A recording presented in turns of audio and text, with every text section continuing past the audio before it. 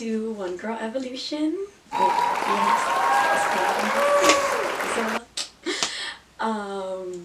yeah, welcome back. I hope that you've been doing well. If you're new here, welcome. If you have watched before, welcome back. Thank you for coming, everyone. I appreciate you.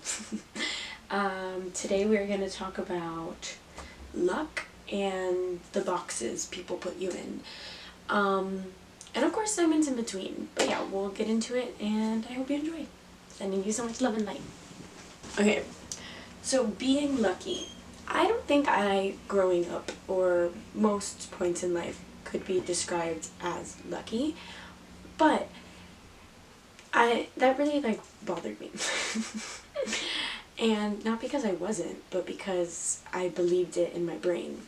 And ever since I told myself no, I am lucky. And the weirdest, so I have a vision board above where I film, and literally the words that caught my brain were I am lucky, and that's on my vision board. And it's because I am lucky. I want to be lucky. I am, if I decide it in my brain, then it's true. And so we've talked about this before. If you decide something in your brain, then it is true. So again, like I said, I probably a year ago, 2 years ago, as recent as that, wouldn't have described myself as a lucky person.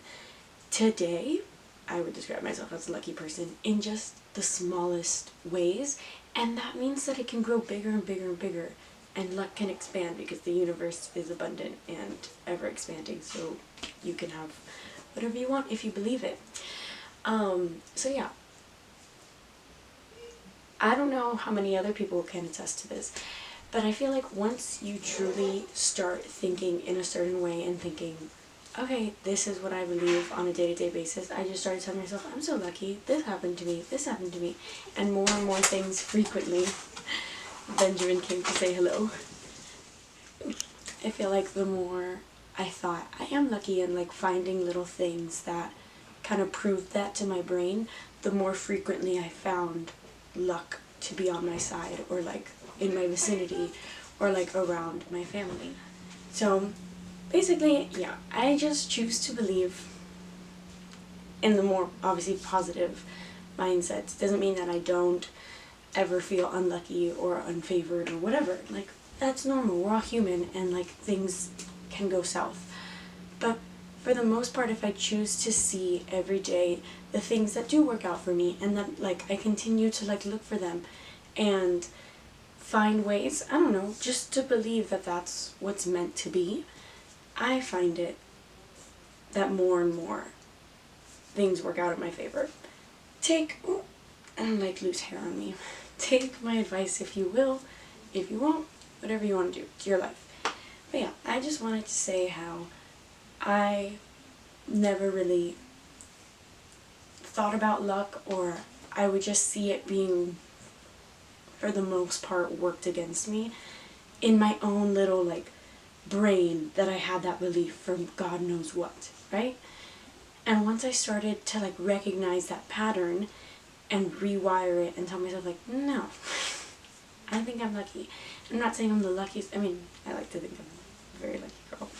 But in my own work, yeah, I think I am the luckiest girl. That doesn't mean that there's other lucky girls, boys, they, thems, everyone out there. You know what I mean? But you should just believe it, because that's the most powerful, and then just keep looking for that proof and that confirmation. Have that confirmation bias for the good things. Why not? I'm gonna leave you with that. Why not?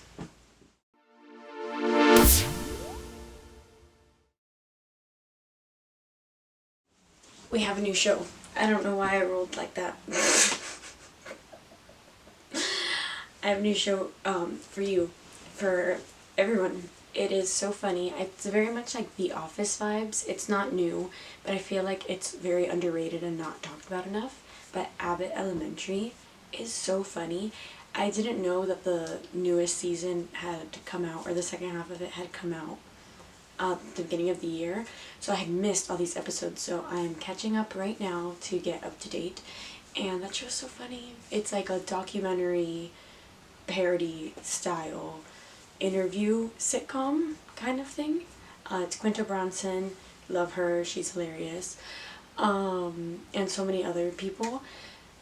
It's such a funny show, and it's so quirky and like not necessarily different, but it is different. Like there's like just random things. I don't know. I think it's hilarious. And I asked someone from Philly if it accurately portrays Philadelphia, and apparently it does. I'm pretty sure. If I'm saying the wrong place, I get places confused. Correct me, for real. I love that show. What show are you watching, or movie are you watching this week? Or did you watch this week? No. So, the other topic I wanted to talk about today was the boxes that maybe we put ourselves in or that other people put us in, and like kind of taking a step back from that, because obviously I can understand how you can wrap your identity in that, but you're not necessarily that. Maybe you don't, I don't know, but I don't like when people like put, I don't know why the only way to say it is that in my brain right now, but it's like put me in a box or like categorize me as this, when like I know I'm so much more because I'm a complex human being, but we're all so much more because we're all complex human beings. So I feel like we all need to remember that a little bit more in the sense of ourselves and others, but like especially of ourselves. We are complex. We're not just one thing. We don't just have like, we have so many different facets and like layers to us, I would hope and think.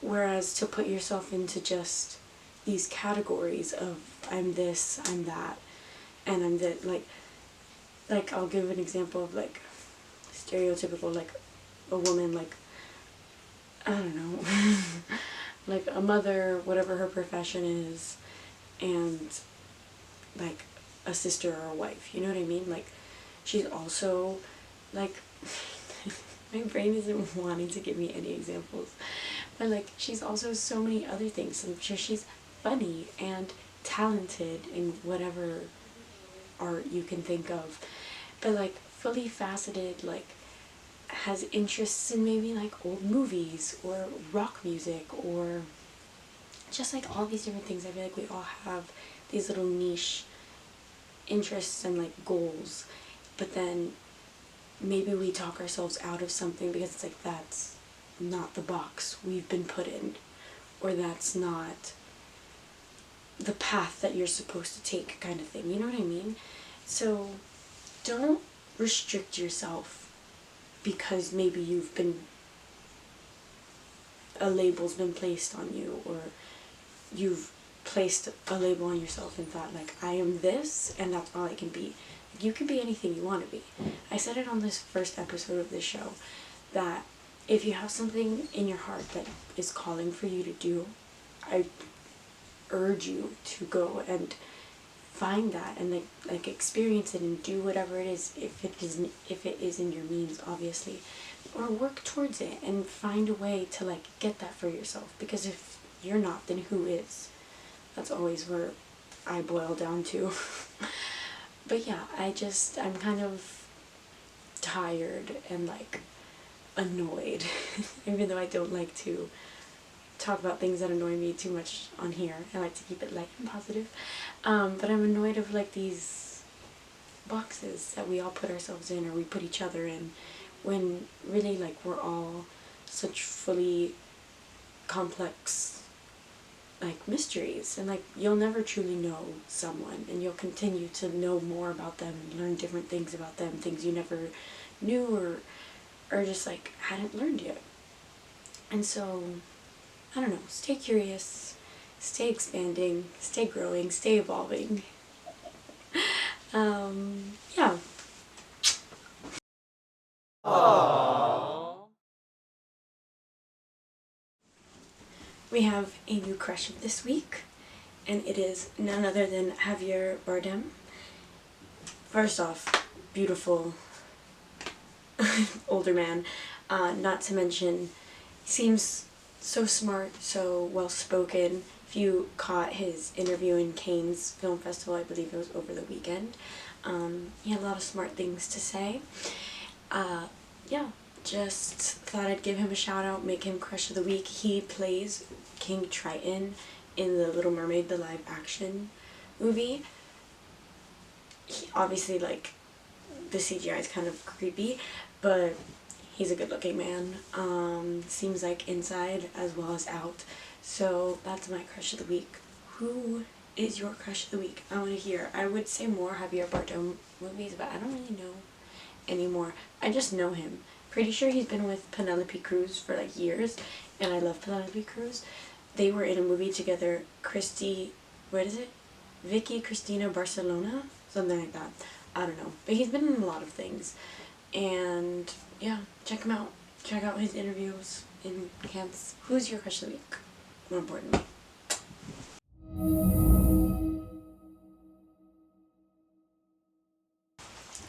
Hello, welcome back to weekly tarot readings. I'm Isabella. You know that, I hope. I hope you're doing well, being safe, sending you lots of love and light. The Lovers popped out. What do we need to know this week? God, source, universe, guides, whoever, not whoever, for the good of all with harm to no, to none.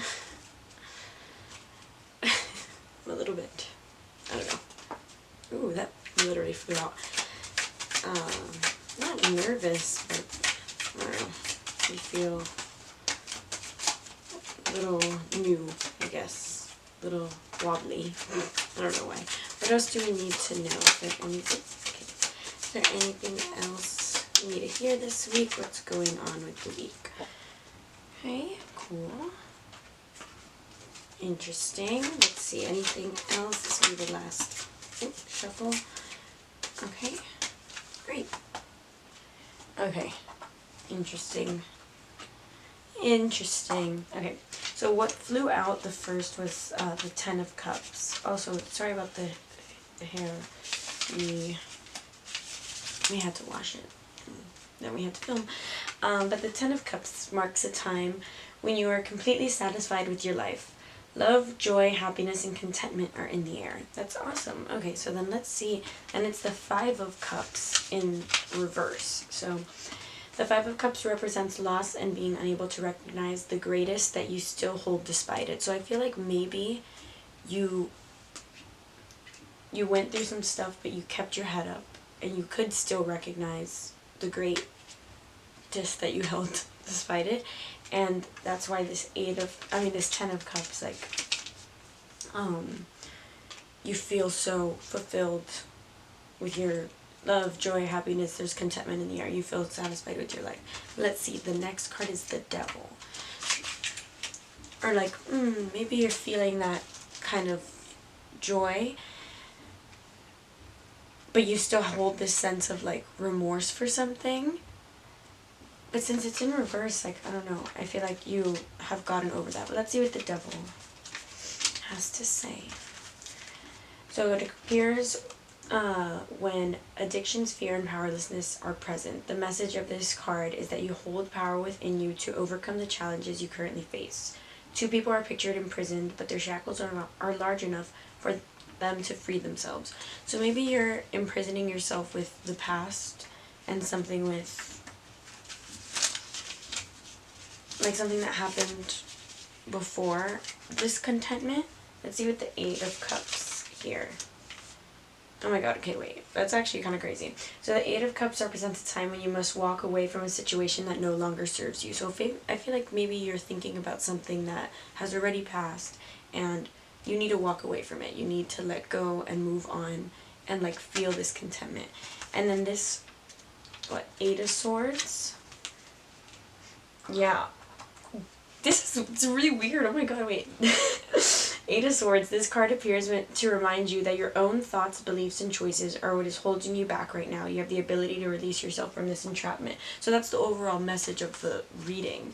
So yeah, I feel like your thoughts may be what's holding you back right now. Release that energy, the negativity, whatever, like, that keeps reoccurring in your mind that maybe has to do with your past or something that happened a while ago, like, let go of it. Forgive yourself, forgive them, move on. I don't know. But I feel like there may be great things happening in your life that you're not appreciating. I don't know. Look around, look in the present, look towards the future, but not too much. Look in the present and find joy for yourself. Don't look in the rear view only for lessons, and just move forward. Sending you so much love and light. If this resonated with you, I'm so glad. You know, don't entrap yourself in your brain, in your thoughts. If it didn't resonate, look back on other videos or stay tuned for other readings. Mwah. Sending you so much love and light.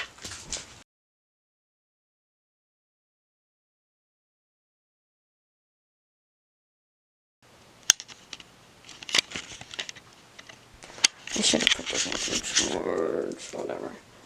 It's okay. Life happens. That was so much fun though. Oh, we're still recording on here, aren't we?